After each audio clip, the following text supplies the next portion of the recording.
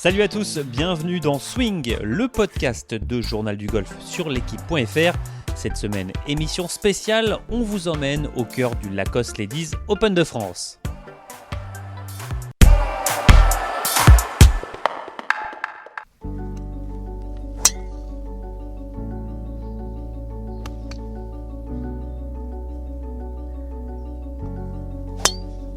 Et pour démarrer cette émission embarquée dans le tournoi, je vous propose de vous diriger vers le practice où l'on retrouve Johanna Claten. Johanna qui va nous parler justement de ce parcours du Lacoste Ladies Open de France, le parcours du Médoc, le parcours du golf du Médoc, le parcours des châteaux, un parcours que Johanna Claten connaît bien. Elle a fait terminer 3e en 2019, juste derrière Céline Boutier et Nelly Corda qui l'avait remporté cette année-là. Alors Johanna Claten qui adore ce parcours du golf du Médoc, elle va nous dire pourquoi. Alors on est avec Johanna Claten, une habituée de l'Open de France, forcément. L'Open de France, quand on est française, c'est un Open qu'on ne rate pas. Exactement. Ouais, ça fait... vous pourrez peut-être me renseigner mieux, mais je crois que c'est ma 10e édition peut-être 9e. En tout cas, je l'ai raté, il me semble, volontairement qu'une fois, à cause d'un tournoi du LPGA qui était, il me semble, décisif pour garder ma carte une de mes premières années sur le LPGA. Mais sinon, je n'ai jamais manqué cette occasion. C'est forcément important, on a envie de bien jouer. Est-ce qu'on ne se met pas trop la pression quand on est française, quand on joue son Open de France ? Non, moi je me mets pas la pression plus qu'ailleurs, je prends beaucoup plus de plaisir, c'est tout. Donc a priori, je joue presque mieux. Enfin, j'ai été très régulière sur l'Open de France, j'ai fait pas mal de bons résultats, j'ai manqué qu'une fois le cut, il me semble, ouais c'est ça. Et j'ai toujours bien joué parce que je trouve ça au contraire, c'est galvanisant quelque part. Du coup la pression c'est qu'un mot en fait. C'est ça, c'est qu'un mot, ouais.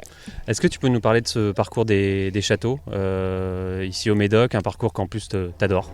Ah ben j'adore et je suis très triste que ce soit la dernière année.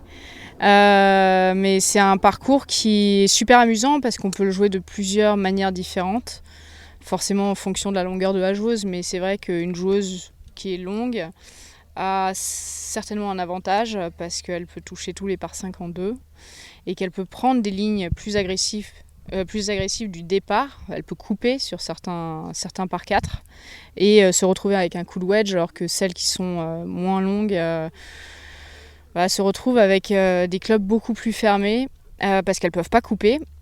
Donc voilà. C'est un parcours, est-ce que, encore plus que d'autres parcours, il faut le jouer plusieurs fois pour vraiment l'apprivoiser et vraiment commencer à scorer ? Alors, faut l'avoir joué au moins une fois, c'est-à-dire l'avoir donc une édition, c'est-à-dire donc jouer le parcours en gros 3 tours plus une partie de reco 4 fois pour vraiment comprendre quelle est la bonne ligne de jeu sur chaque trou et comprendre les lignes de putt, les pentes. La stratégie, on l'a vite quand même.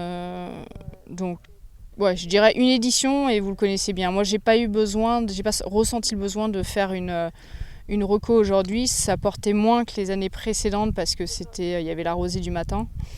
Mais globalement, j'avais aucune surprise.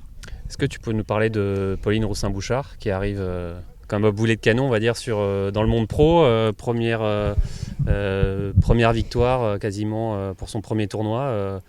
C'est dingue, ça t'étonne ? Non mais c'est énorme, mais ça ne m'étonne pas. Je pense qu'on tient vraiment une pépite là. J'adore cette fille, même si je la connais très peu personnellement. J'adore son attitude, sa volonté, sa détermination. Elle a une énergie ultra positive. Techniquement, c'est tellement propre. Elle travaille dur. Pour moi, elle a tous les ingrédients qui font une championne en fait. Une future joueuse de Solheim Cup, forcément, tu penses ? Ouais, non, je pense que s'il n'y a pas une blessure qui entrave son chemin, moi je la vois aller très très haut. Très haut. Et toi, cette semaine, qu'est-ce que tu te vois arriver où ? Très très haut aussi ? Tu as fini 3e il y a 2 ans ? Oui, tout à fait. Alors il y a 2 ans, j'étais encore dans une dynamique de joueuse professionnelle de circuit.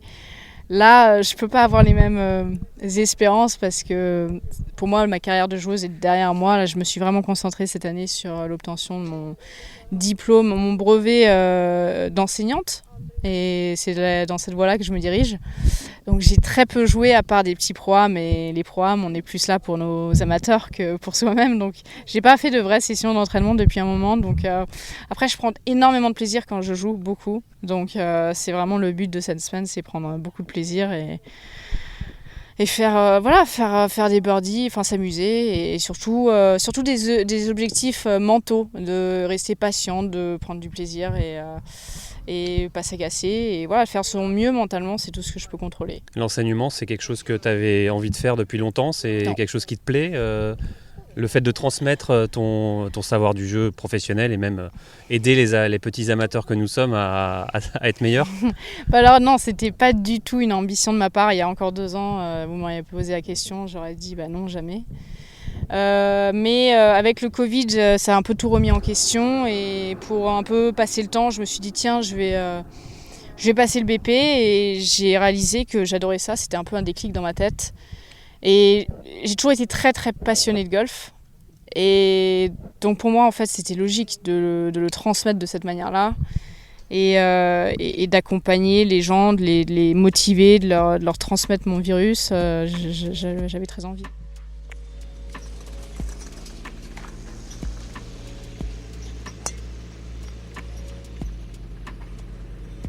Voilà, il y a quelques mètres de Johanna, on retrouve Céline Herbin qui prépare ce tournoi. Céline Herbin qui a terminé 2e l'année dernière de ce Lacoste Ladies Open de France. On le rappelle, Céline Herbin qui avait remporté le tournoi en 2015. Céline Herbin au practice qui répète ses gammes. Voilà, on va attendre que Céline termine de faire ses quelques putts. Bonjour Céline. Céline, de retour à l'Open de France. Évidemment, question un peu bête, mais quand on a gagné cet Open, c'est toujours un plaisir de revenir jouer ici, quoi. Même si tu n'as pas gagné ici. Oui, moi j'ai pas gagné ici, j'ai fait 2e l'année dernière. Oui, bien sûr, c'est un réel plaisir pour moi de jouer l'Open de France, forcément. Voilà, c'est vrai que j'ai eu la chance de pouvoir le gagner il y a quelques années, et j'aimerais bien pouvoir remarquer mon nom sur le palmarès, ce serait vraiment sympa.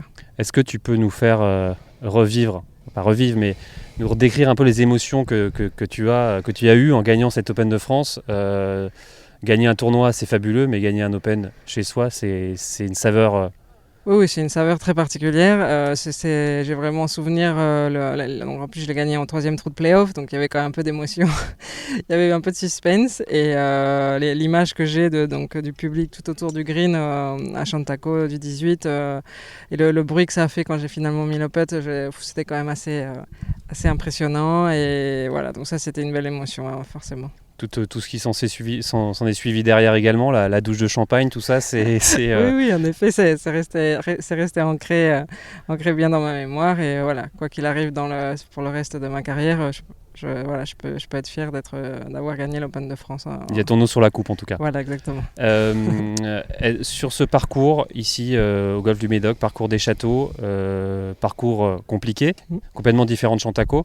Parle-nous des greens de ce parcours. Oui, en effet, c'est une bonne question, puisqu'en effet les greens, c'est on va dire la partie la plus compliquée à gérer sur ce parcours. Il est vraiment magnifique, et les greens sont d'une qualité impressionnante, sont très rapides, et il y a beaucoup de pentes, donc voilà, c'est beaucoup d'heures à passer à essayer de comprendre les greens, à bien s'habituer à les lire correctement, et voilà, et à choper la bonne vitesse. C'est toujours, pour mettre les putts, c'est vraiment la combinaison entre la ligne et la vitesse. Est-ce que tu peux nous décrire pour les amateurs qui vont nous regarder ou nous écouter, toi, quelle est ta routine quand tu vas lire une pente, surtout sur des greens aussi compliqués qu'ici? Comment tu fais, toi? Tu as forcément une routine, comment tu t'organises? En effet, je suis principalement la même routine partout, hein, sur tous les tournois, et donc il y a toujours un regard de l'autre côté du drapeau, ça aide, mais très rapide, un coup d'œil. Je passe plus de temps derrière la balle. Il y a beaucoup de visualisation en fait. Je visualise la balle rouler jusqu'au trou, et en fait je visualise jusqu'à temps que je vois que la ligne est correcte. Et du coup là, ça m'aide à déterminer le point de départ. Et donc le point de visée, c'est là où je vise. Et après, dernier petit détail, juste avant de jouer, je vais quand même toujours aller retourner latéralement du côté le plus bas de la pente pour juste bien juger la distance. Voilà. Et après, je laisse vraiment autopilote le naturel jouer pour que ça soit pour la vitesse. Et j'ai le point précis où je vise. Et voilà. C'est peut-être anodin, mais c'est une routine aussi que tu fais à l'entraînement sur le putting green. Toujours la même chose, reproduire à l'entraînement ce qu'on fait au parcours, ce qu'on fait sur l'entraînement. Oui, en effet, pas sur tous les putts à l'entraînement parce que ça ferait un petit peu long. Mais bon, il y a des moments d'entraînement. Oui, également, je travaille cette routine-là. Après, c'est vrai que ça fait quelques années que je fais pareil, donc du coup, c'est bien ancré. Et voilà, depuis un an, j'ai ajouté le fait de putter même sur le putting green avec un drapeau mis dans le trou, et ça m'aide énormément à bien reproduire ce que moi je vais avoir sur le parcours, vu que je putte toujours avec le drapeau dans le trou. Voilà. Cette semaine, évidemment, qu'un seul mot, la victoire. Oui, on est toutes là pour gagner, hein. Donc il y a un superbe chant, voilà, donc c'est cool que Céline et puis Émilie ont pu venir de la Solheim Cup, donc voilà, prendre du plaisir, et puis on verra bien ce que ça donne au bout des 3 jours. Super, merci beaucoup Céline, et bonne semaine. De rien. Merci.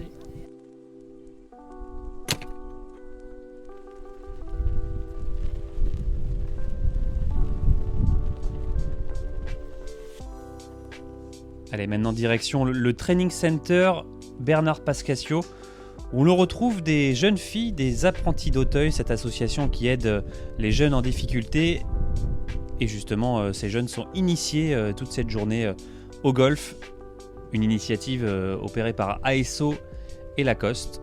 Et on va savoir un petit peu plus avec Bertrand Sota, le président justement de cette Ligue de Gironde. T'es sûr que c'est droit? Oui. Ah ouais, mais non. Regarde. Tu vois le trait, il faut qu'il aille là. D'accord? Ça marche. Allez, on recommence. C'est pas mal. Bonjour. Ça va bien? Ça va et vous? Oui, j'ai chaud. Racontez-moi un peu ce qui se passe là. C'est 8 petites gamines adorables, qui viennent d'une école. Elles sont internes dans une école du Médoc. Et on leur a fait une initiation. ASO et Lacoste font une initiation qu'on assure. On est le comité de Gironde, on travaille avec elles. Elles ont fait du grand jeu, là, elles font du putting. Après, elles vont déjeuner. Cet après-midi, il y aura un clinique assuré par Patricia Meunier-le-Bouc, Jade Schaeffer et Isabelle Boineau. Et les petites découvrent le golf. Et nous sommes sidérés par le fait qu'elles adorent ça, qu'elles accrochent, qu'elles respectent les codes. Et 3, qu'elles sont douées. Allez, après le practice, je vous propose de prendre la direction du parcours. Évidemment, nous sommes mercredi, jour d'avant tournoi, c'est le jour du Pro-Am. Et je vous propose tout de suite d'aller en direction d'une des joueuses du champ du Lacoste Ladies Open de France. On le rappelle, 22 Françaises, dont une qui a fait un début d'année canon, ses premiers débuts pro. Je veux bien sûr parler de Pauline Roussin-Bouchard, qui a tout juste passé pro et qui a remporté son premier tournoi en Suède. Alors on va voir comment elle aborde son premier Open de France. Pauline, on la retrouve justement sur le trou numéro 11. Les filles elles sont à -2 après 3. 3 trous?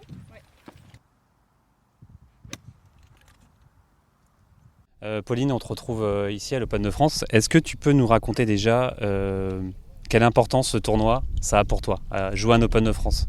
Qu'est-ce que ça veut dire? C'est toujours incroyable de pouvoir jouer un gros tournoi sur le sol français, avec un public français. Donc il y a encore plus d'adrénaline, je dirais.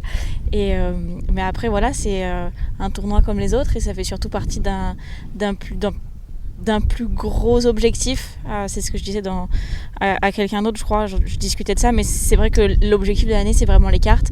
Et donc tous les tournois jusqu'à la fin de l'année, c'est pour vraiment préparer les cartes et pouvoir travailler. Justement, cette entrée dans le monde pro, une entrée fracassante avec cette victoire, c'est l'entrée idéale ou c'est comment tu l'as vécu cette victoire en Suède, c'est ça? Pas différemment qu'une autre victoire, que ça soit en amateur ou pas. c'est sûr que c'est toujours sympa de commencer par une victoire. C'est vrai que ça montre que le travail paye. Et puis au moins ça permet de voir ce qu'il faut travailler pour la suite. Parce que même quand on gagne, en tout cas quand je gagne, j'ai toujours quelque chose à travailler et à tirer de la semaine. Donc voilà, ça a permis de mettre en place le travail de la semaine dernière, de cette semaine. Et puis voilà, ça donne confiance, mais sans plus. Question bête, tu t'y attendais pas du tout de gagner tout de suite ou t'avais pas d'attente comme tu dis, c'est les cartes que tu prépares, c'est... En fait, je viens sur un tournoi pour évidemment faire du mieux que je peux, m'amuser, mais surtout travailler et juste pas oublier que ça fait partie de quelque chose de plus gros en fait. Et que c'est pas une fin en soi, chaque tournoi n'est pas une fin en soi. Qu'est-ce que tu travailles justement ? C'est quoi l'axe Mystère et boule de gomme. Non, c'est ça va être des choses au niveau jeu, niveau mental, même niveau physique ou alimentation. Je vais essayer de mettre en place des choses pour continuer d'apprendre, prendre le plus d'expérience possible et puis me construire en tant que pro. Tu sens que le step entre le niveau que tu as actuellement et le niveau du LPGA, il y a encore beaucoup de marches à franchir ou tu es prête ? Je pense que je suis prête. Après, c'est sûr que la plus grosse différence avec les filles comme les sœurs Corda, elles ont une expérience qui est juste énorme. Et puis après, c'est leur métier, elles font que ça. Moi, je suis encore étudiante, donc j'ai pas peut-être le même taux d'entraînement. Mais c'est vrai que de toute façon, chacun suit son petit bonhomme de chemin. Il y a pas de... Évidemment, on peut s'inspirer de d'autres personnes, mais c'est vrai que voilà. Je suis mon petit bonhomme de chemin, je sens que mon jeu se cale de plus en plus, mais voilà, je continue le travail sans forcément me soucier de ce qui se passe à côté. Tu parles spontanément des sœurs Corda, c'est un modèle, c'est deux joueuses ? Oui, parce que Nelly, avec ses victoires, avec sa classe quand elle est sur un parcours et son swing surtout qui est vraiment un modèle, voilà, c'est toujours agréable de la regarder jouer, ainsi que sa sœur, et puis... Donc voilà, c'est pour ça que ça vient spontanément. On a eu l'info que ça allait être Alex Lévy qui allait être sur ton sac. Oui. Raconte-nous un peu pourquoi. C'est un peu inattendu déjà de sa part de l'avoir porté un sac, mais comment c'est venu ? Comment ça m'est cheminé ? Alors de base, ça devait être ma maman qui devait me quadailler comme en Suède. Et puis je suis un peu moins... j'ai pas la même... attitude peut-être ou la même façon de penser qu'en Suède et j'avais pas envie que ça se passe mal avec ma maman, donc j'ai essayé de trouver quelqu'un d'autre parce que je m'entends très bien avec ma maman, mais justement je voulais pas aller au-delà et donc en fait j'ai demandé à plusieurs personnes, c'était pas possible, mais ces personnes-là ont demandé à d'autres personnes qui ont demandé à d'autres personnes qui ont demandé à d'autres personnes et c'est arrivé à Alex et puis Alex a dit mais moi j'arrive, donc il me dit t'es prête ? Je dis bah oui, et du coup il arrive demain soir. Qu'est-ce que ça représente d'avoir un joueur comme ça ? On rappelle 5 victoires sur le tour européen qui va être sur ton sac, c'est forcément un gage d'expérience énorme. Honnêtement, il va porter le sac, on va bien rigoler et puis il va m'aider un petit peu sur les greens. Mais voilà, on va juste profiter et puis il va être un peu la star aussi, donc moi un peu moins. Ça t'arrange ça ? Oui. Comme ça je suis un peu plus en catimini. Low profile. Voilà, exactement. Ce parcours du Médoc, qu'est-ce que t'en penses ? C'est la première fois que tu le jouais. Qu'est-ce que t'en penses ? Qu'est-ce qu'il en ressort de ces premiers recos ? C'est un très beau parcours. Moi, j'aime beaucoup. C'est vrai que les greens sont très pentus, très grands. Et donc, ça va vraiment se jouer autour des greens et sur les greens. Donc voilà, après beaucoup de wedge, assez variés parce que les par 3 sont très longs. Donc voilà, un bon parcours bien équilibré, j'aime bien. Super, merci beaucoup. Avec plaisir. Et Pauline d'ailleurs qui n'est pas venue toute seule, si Alexander Lévy sera son cadet cette semaine, sa maman est également présente et aussi son coach Alain Alberti. Alain Alberti qui n'est finalement pas très surpris de l'ascension de cette joueuse qu'il connaît par cœur. Alain, est-ce que on te retrouve ici au Lacoste Ladies Open de France, tu es Alain Alberti, le coach de Pauline Rossin-Bouchard. Est-ce que tu peux nous parler un peu de cette joueuse qui est en pleine ascension ? C'est dingue ce qui se passe en ce moment pour elle. Oui, c'est dingue en fait, la victoire est, comment dirais-je, elle est arrivée inattendue vite. Non, elle est arrivée vite. Une victoire, c'est toujours, ça se joue à 2 coups, on l'a vu. Au 17, elle a un coup de retard, au départ 18, elle a un coup d'avance. Mais la surprise, non. On sait de toute façon que Pauline est capable depuis longtemps de scorer très très bas. Et donc elle a fait un deuxième tour à moins de 9. Donc quand sur un tour on fait un deuxième tour à moins de 9, on est obligatoirement en position de gagner. Après elle gagne pas, mais bon, j'ai envie de dire, ça change pas rien parce qu'elle a une full catégorie du LED, mais pour ses objectifs à court et moyen terme, ça change pas grand chose, si ce n'est qu'elle a une full catégorie du LED. Mais l'objectif, ça reste le stage 2 et le stage 3 du LPGA Tour. Mais c'est une bonne préparation et savoir gagner à ce niveau-là, c'est toujours intéressant. Disons, c'est bien de savoir qu'on peut gagner à ce niveau-là, ça confirme ce que je pense que elle savait, ce qu'on savait. Et après, c'est pas que ça enlève de la pression, parce que je pense que ça permet d'être ici aujourd'hui en n'étant pas invité, mais en ayant une catégorie. Ça permet de faire une paire de tournois du LED d'ici la fin de la saison pour aussi jouer. Je ne sais pas si ça sera plus facile d'intégrer le Symetra en étant vainqueur du LED, je ne sais pas. Mais c'est bien, oui, au niveau de la confiance, c'est toujours bien. Ouais, le Symetra, la 2e division américaine. Voilà. Qu'est-ce qu'il faut regarder dans le swing de Pauline? Quelles sont ses qualités dans son swing de golf? J'ai envie de dire que c'est une bonne mécanique juste, assez stable, comme tous les joueurs. Des fois c'est un peu pas assez, mais c'est assez facile à régler, parce que je la connais en plus depuis longtemps. Et puis surtout, c'est une joueuse qui est puissante. Elle envoie loin la balle au drive.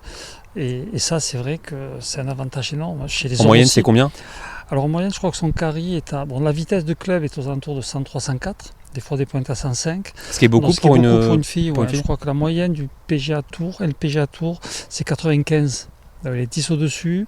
Bruno Vega de chez Trackman me disait que sa moyenne de carry était 35 mètres plus loin que la moyenne du LPGA Tour. Donc c'est quand même un avantage, clairement. Chez les garçons salés, mais chez les filles qui ne jouent pas des parcours nécessairement très longs, il y a beaucoup de wedge à jouer. Et alors, du coup, qu'est-ce qui lui manque? Qu'est-ce qu'il y a encore à façonner, on va dire? Tout est à améliorer, mais disons, s'il y avait un compartiment de jeu où je pense qu'elle est peut-être encore un tout petit peu en retard par rapport aux meilleurs, c'est-à-dire les Asiatiques, les Nelly Korda, tout ça, on va dire que c'est des coups entre 120 et 50 mètres, coups qu'elle a souvent à jouer parce qu'elle tape fort. Et je pense que sa moyenne de premier putt à cette distance-là, elle doit pouvoir l'améliorer. Voilà, je trouve. Un tournoi comme ici, sur un parcours comme ça, ça peut correspondre à son jeu, ça peut correspondre à ses qualités. Je trouve que c'est bien parce que c'est assez large au fairway quand même. Les bunkers, en fait, elle est carrée assez facilement. Alors, s'il y a du vent demain, on verra, mais elle est carrée. Donc, c'est vrai que les tee-shots prend un avantage, c'est clair. Après, il va falloir qu'elle soit bonne avec justement ces fameux coups à moins de 120 mètres, parce que les greens sont un peu compliqués. Et c'est vrai que si on se retrouve sur la bonne zone, dans les 4, 5, 6 mètres, on aura un peu pas très compliqué. Dès qu'on va être un peu plus de 5, 6 mètres, ça va être difficile de faire des birdies. Dernière question, l'association à son sac d'Alexander Levy, ça c'est oui, alors ça... une petite surprise, t'étais au courant, non? En fait, non, c'est Pauline et Alex, en fait. Moi, je ne m'en suis pas occupé. Sébastien Clément, le cadet de Pauline, quand elle est sur des gros événements comme Evian, Augusta, il sera là sur le stage 2, le stage 3, et sur le sac de Julien Guerrier. Donc, ils sont en train de jouer en Hollande cette semaine. Et effectivement... Pauline pensait qu'elle allait comme en Suède se faire cadailler avec sa maman. Finalement, ils ont décidé que c'était peut-être pas une bonne idée de faire 2 fois la suite. Il y a des copains comme Erwan Diayedan, tout ça, on a essayé de chercher. Et Alex, gentiment, s'est dit, mais moi, attends, je suis prêt à venir. Donc Pauline est d'accord. Et je pense pas que ce soit un handicap qui est Alex. Ça peut être un bon duo, connaissant Alex. Voilà, ils vont prendre du plaisir, je crois, déjà. Et après, j'ai demandé plusieurs fois à Pauline si ça ne lui mettait pas plus de pression que ça. Elle m'a dit non, je suis contente, Alex est content. Donc... Ça lui en enlève peut-être un peu, parce que du coup, les yeux seront attirés vers Alex. Hein. Non, ça sera marrant, je crois. Non, je pense que c'est bien, ils vont se régaler. Super, merci beaucoup. Avec plaisir.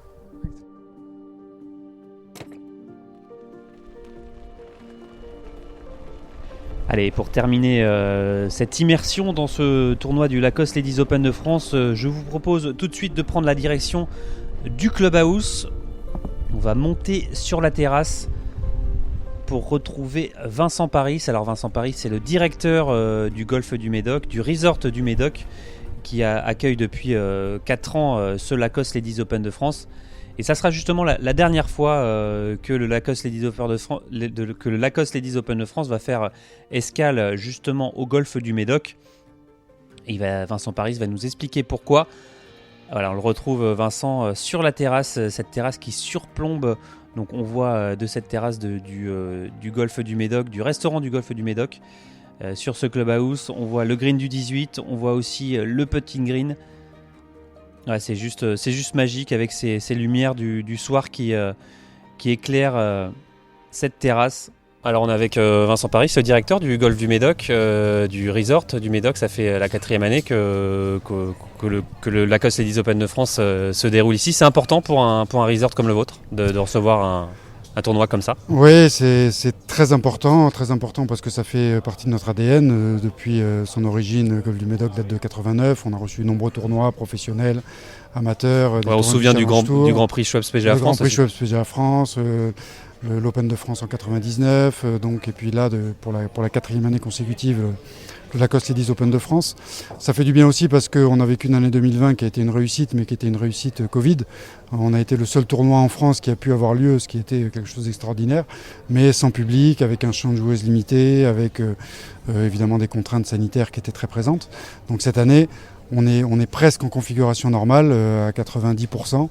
On fait évidemment attention à tout ce qui est sanitaire, avec notamment les contrôles du pass pour tout ce qui est public et joueuses. Mais c'est bien. Donc un grand ouf de soulagement.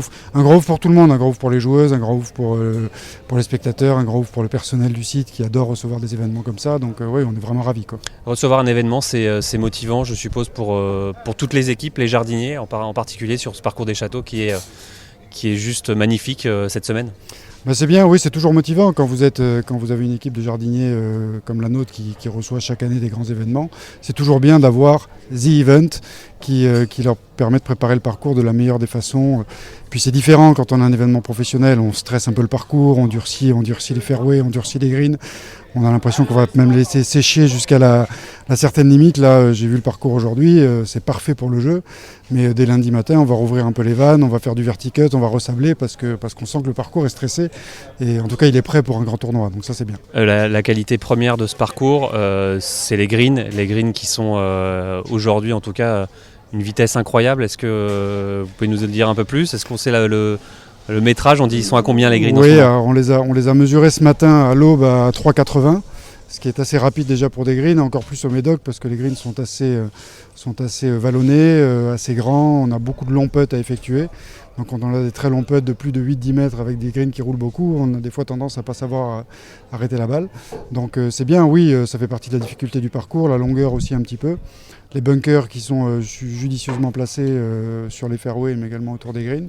Donc c'est bien, ça va être une belle semaine. Ça sera la dernière édition, ça c'est officiel, c'est une décision qui a été dure pour vous d'entendre, de savoir que c'était la dernière édition, ou c'est la vie, une page se tourne, une nouvelle est à réécrire? Alors une page se tourne, non, puisque de toute façon, comme je disais, nous c'est toujours dans notre esprit de recevoir des tournois ici. On avait signé pour 4 ans quand le Lacoste Ladies Open de France a quitté Chantaco, donc on a fait ces 4 ans. Et après, moi je trouve bien personnellement que ça puisse être itinérant. Je trouve bien que les licenciés des différentes régions puissent découvrir des grands tournois, plutôt que ce soit toujours à Paris ou toujours à Bordeaux, et puis que ça puisse partir dans le nord de la France, dans l'est, dans le sud-est. Je trouve que c'est vraiment une chance d'avoir des joueuses de ce niveau-là. Le golf féminin a progressé de manière considérable depuis maintenant une dizaine d'années. Donc c'est bien, donc j'espère que ça va être itinérant, et puis pourquoi pas revenir chez nous dans 2 ans, 3 ans, 4 ans. En tout cas c'est le souhait, je pense, à la fois des organisateurs de la fédération et puis surtout des sponsors qui décident beaucoup. Vous avez des projets pour justement les années futures, de recevoir un autre tournoi? Il y a déjà des plans qui s'écrivent? On travaille dessus, on a plein d'idées. On aimerait bien toujours appuyer un peu le golf féminin. Pourquoi pas les jeunes également, il y a beaucoup de jeunes français sur Challenge Tour, donc on travaille sur des projets de tournois, peut-être des tournois mixtes, des choses qui peuvent être intéressants, un peu innovants, assez dynamiques. C'est un peu dans l'air du temps aujourd'hui de changer les choses. On l'a vu, je crois, en Suède, où il y a eu un tournoi mixte, enfin quand je dis mixte, c'est-à-dire qu'il y avait un tournoi hommes et femmes en même temps. Il y a également en Irlande au mois d'août, donc on travaille dessus, pourquoi pas pour 2022 ou 2023. En tout cas, c'est toujours notre objectif d'aller plus loin et de proposer quelque chose au Médoc autour du sport professionnel. Bon, et pour terminer, on espère une victoire tricolore au Médoc. Il n'y en a pas eu en plus. La dernière victoire française, c'est Céline Herbin en 2015, c'était au Chantaco. Une victoire française au Médoc, ça pourrait être bien pour clôturer ces 4 années fabuleuses ici pour la Lacoste Ladies. Oui, tout à fait. Bon, on a évidemment Céline Boutier qui est attendue. Cette année, on aurait bien aimé avoir un duel avec Nelly Corda, parce que maintenant elle est numéro 1 mondial, c'était le cas en 2019. Malheureusement, Nelly ne pourra pas être là cette année. Mais oui, pourquoi pas Céline, qui est attendue en tant que favorite, on va dire, joueuse de Solheim Cup, et puis maintenant bien installée dans le ranking mondial. Et puis pourquoi pas des jeunes, Agathe Lenné, Pauline Roussin-Bouchard. Il y a beaucoup de jeunes joueuses sur le LED maintenant qui gagnent chaque semaine après semaine. On les voit, et pas forcément des joueuses qu'on connaissait avant. Donc ça va être assez open, je pense, cette semaine. Super, merci beaucoup Vincent, Merci beaucoup. À bientôt. Merci. Voilà, c'est la fin de cette émission. Merci de l'avoir suivi. Évidemment, on va suivre le Lacoste Ladies Open de France toute la semaine sur l'équipe.fr avec également un live des dernières parties que je vous invite à suivre. Ça sera samedi parce que évidemment le tournoi, comme l'année dernière, est sur 3 tours. On le rappelle, l'an passé, c'est Julia Engström qui l'avait emporté et on espère cette année une victoire française. À bientôt. Salut.